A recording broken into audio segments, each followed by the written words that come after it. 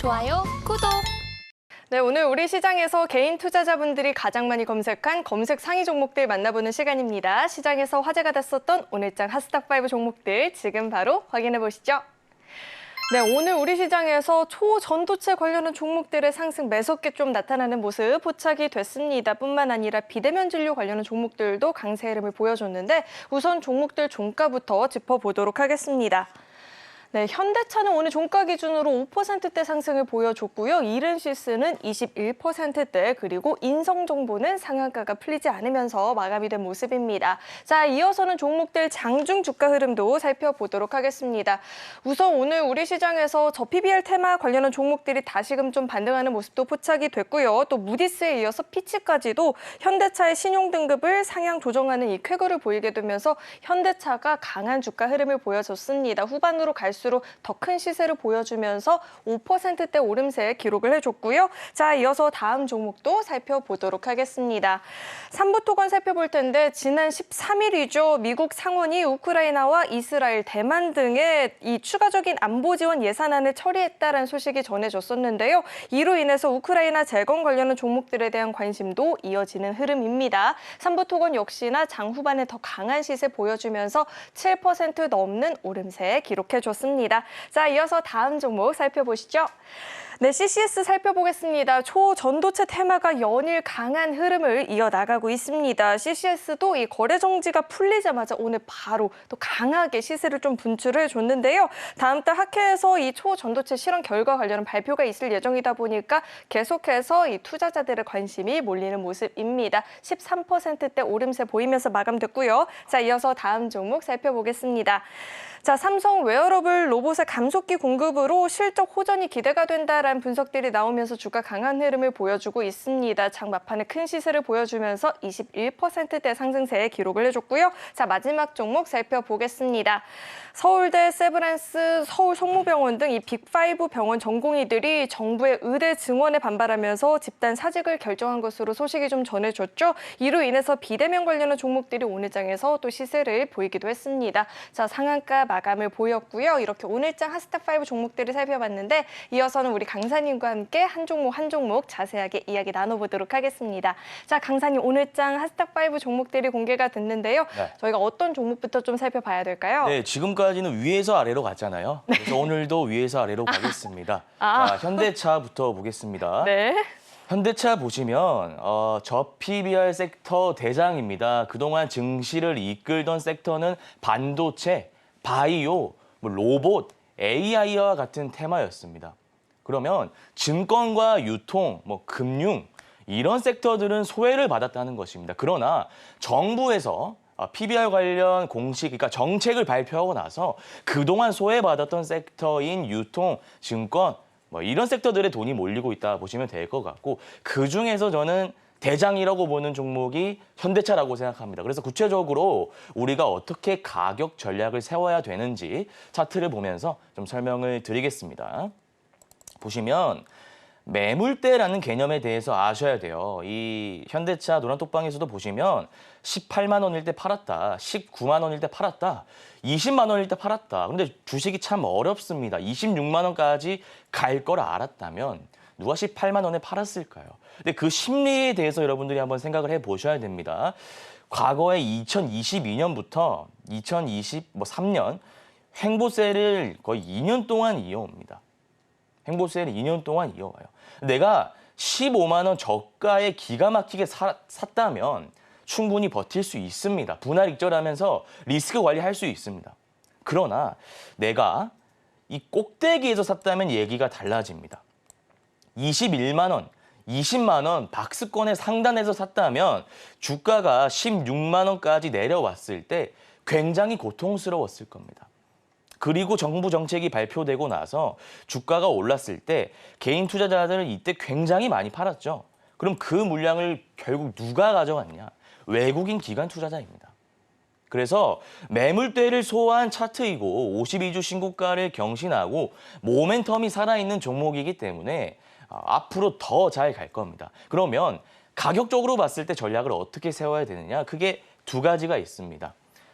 월요일에 시초가에 들어가는 전략을 세우시면 됩니다. 대형주이기 때문에 중소형주와 다르게 변동폭이 심하지 않습니다. 그래서 추세를 한번 타기 시작하면 중소형주처럼 이렇게 널뛰지 않습니다.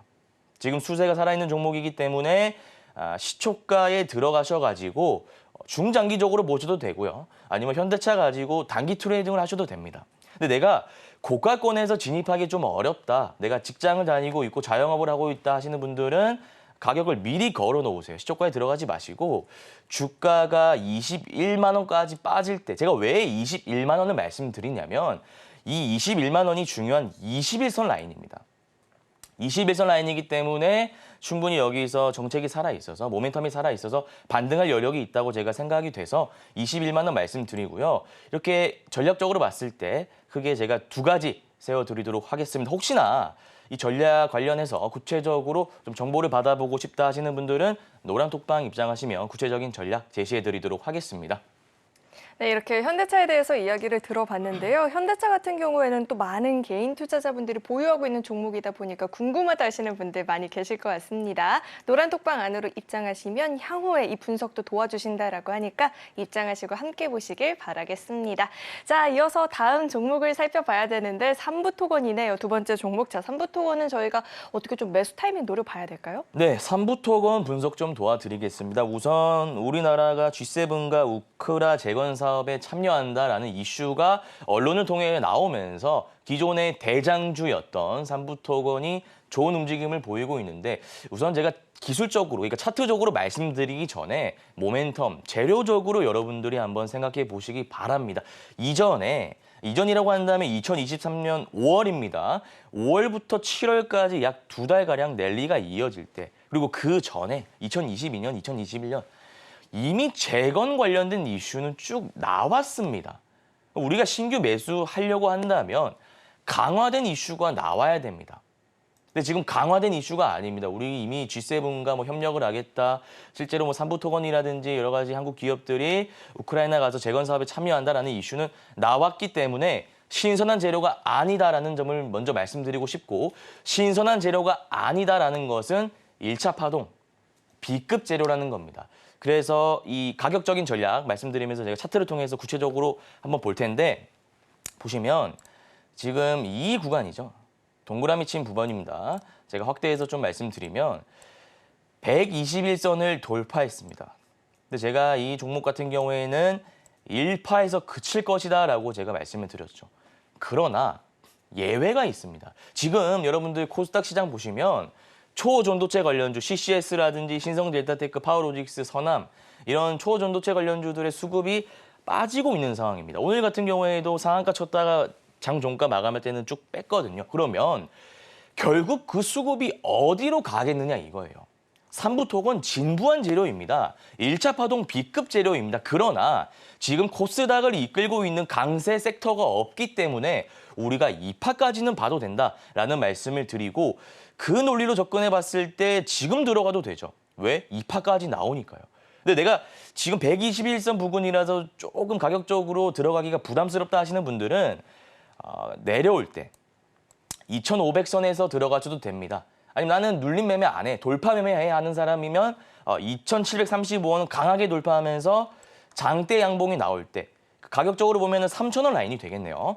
3,000원 라인이 강하게 돌파할 때 돌파 매매 관점에서 들어가셔도 충분히 수익을 볼 수 있는 차트 패턴이라는 것을 말씀드리겠습니다. 혹시나 내가 우크라이나 재건 관련해서 구체적으로 정보를 받아보고 싶다 하시면 아래에 노란 톡방 입장하시면 정보를 제공해 드리도록 하겠습니다. 네, 종목 분석부터 이 돌파 매매 관련은 꿀팁까지 들어봤으니까요. 활용하셔서 대응 전략 세워보시길 바라겠고요. 자, 이어서 다음 종목 살펴봐야겠죠.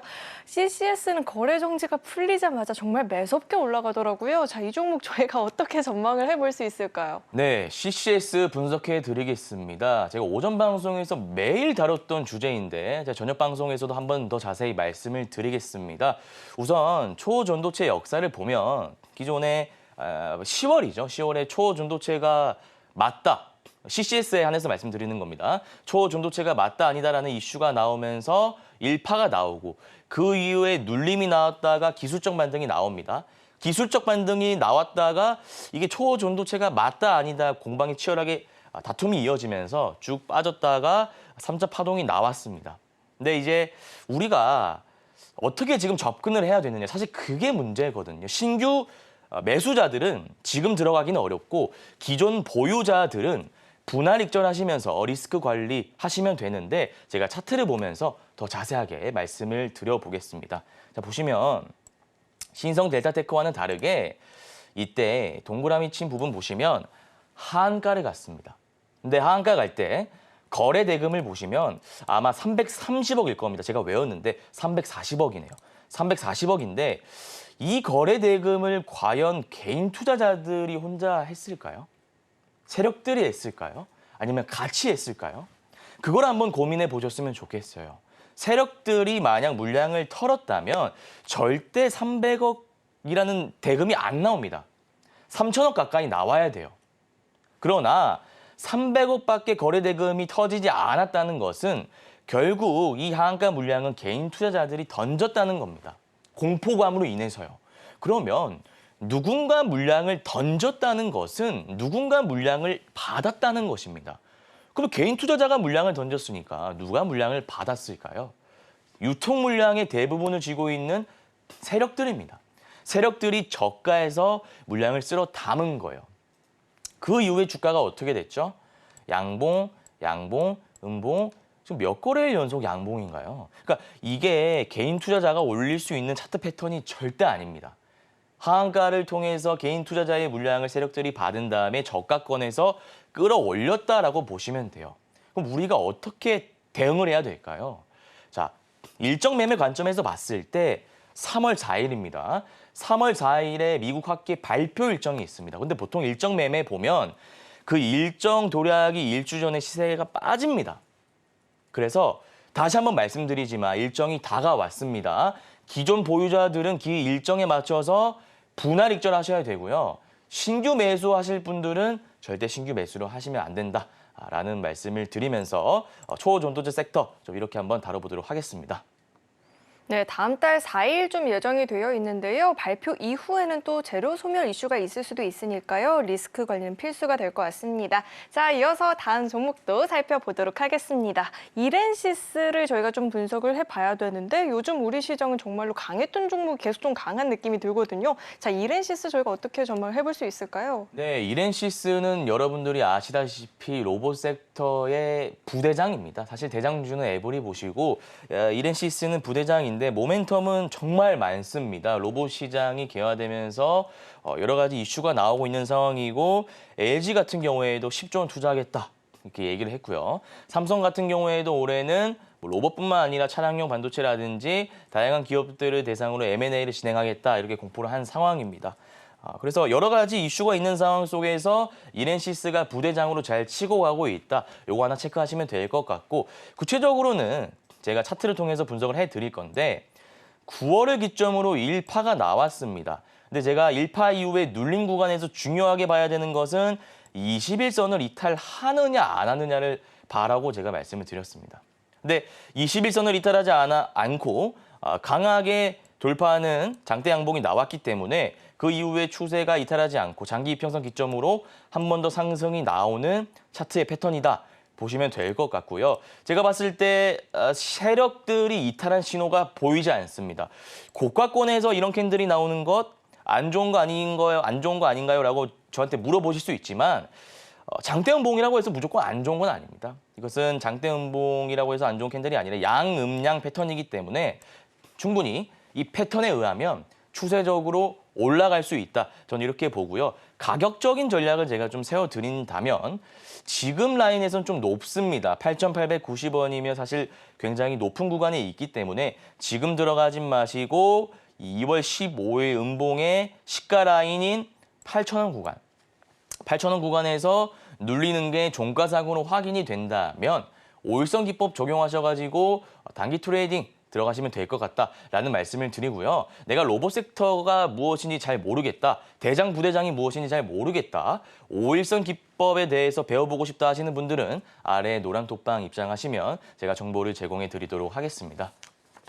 네, 우선은 지금 당장 쫓아가는 건 좀 부담스러운 자리가 될 수 있다라고 들어봤고요. 만약에 가격적인 조정을 보이면서 8,000원까지 좀 밀려난다 싶으면 그때는 관심을 갖고 지켜봐도 좋겠다 이야기 들어봤습니다. 자, 마지막 종목에 대해서도 이야기를 좀 나눠볼 텐데 오늘 우리 시장에서 비대면 진료 관련한 종목들이 좀 일제히 강한 흐름을 보여줬습니다. 이 종목 같은 경우에는 저희가 또 어떻게 분석을 해봐야 될까요? 네, 비대면 섹터 대장주인 인성정보부터 제가 한번 살펴보도록 하겠습니다. 우선 이 종목을 바라볼 때 뭐 이 종목뿐만 아니라 코스닥에 상장되어 있는 테마주 마찬가지입니다.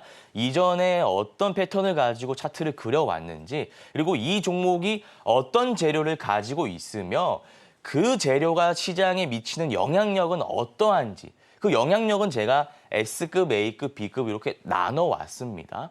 그러면 비대면 섹터의 대장주인 인성정보는 급이 어느 정도 될까요? A급입니다. 자, 그 이유는 제가 차트를 통해서 말씀을 드리겠습니다. 보시면 5월이죠. 때가 5월입니다. 1파 이후에 눌림 구간 잡고 21선 이탈하지 않으니까 전고점을 강하게 돌파하는 장대 양봉이 나왔으며 가격적으로 봤을 때 5,320원 단기 고점 찍고 나서 쭉 내려왔습니다. 근데 우리가 내려온 거는 사실 중요한 게 아니고요. 네모난 박스가 중요합니다. 네모난 박스 보시면 2파가 나왔잖아요. 제가 2파는 S급이라고 했나요? A급이라고 했나요? B급이라고 했나요? 2파는 A급입니다. 그렇기 때문에 앞으로도 인성정보가 어떤 모멘텀을 잘 받으면 2파까지 나올 수 있는 종목이다라는 것을 말씀드리고 지금 보시면 N자형 파동이 나왔습니다. 사실상 이제 가격적으로 봤을 때 조금 부담스러운 자리라는 거예요. 우리가 단기간 들어가시려면 기회가 단 한 번 있습니다. 언제? 월요일 시초가입니다. 근데 시초가 매매에도 전략이 크게 두 가지가 있는데 15% 이상 갭이 뜬다면 들어가지 마십시오. 근데 갭이 15% 이하, 10%에서 15% 사이로 뜬다 하면 시초가에 비중 베팅을 하셔가지고 스캘핑 관점에서 접근을 하시면 될 것 같다라는 말씀을 드리고요. 구체적으로 비대면 섹터 관련해서 정보를 받아보고 싶다 하시는 분들은 아래에 노란 톡방 입장하시면 제가 구체적인 전략을 제시해 드리도록 하겠습니다. 좋아요, 구독!